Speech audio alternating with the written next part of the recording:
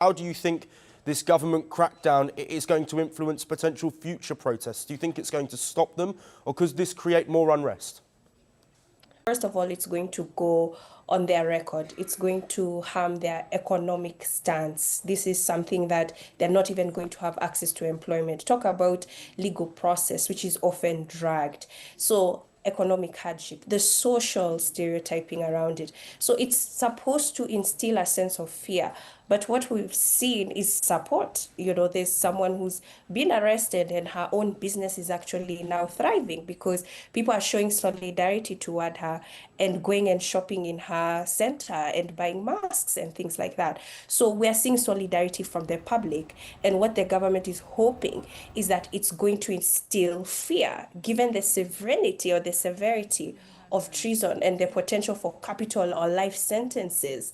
These are key safeguards that must apply prompt counsel. They need to have access to their charge sheets. There needs to be public hearing. So we will need to see whether this is going to be accessible to the public. So to answer your question, beyond the prosecutions, this is not going to work with this generation. It's something that's actually going to inspire in terms of people getting out more. They're going to use different forms of solidarity. I've talked about people supporting businesses. They're going to want to know who these people are. They're going to want to try and support them and make sure that they are not forgotten, that we're still standing with you, even though you're behind bars. Do you think this crackdown is going to bring the country of Tanzania further away from democracy and further towards a regime that is anti-democratic, or do you think this is a moment that might pass?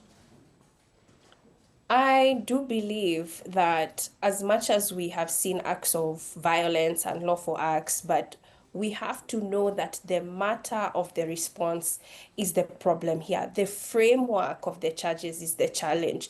The way they're being applied, the timing of it, relatively high when it comes from a contested election. I think that their reputation has already been stained.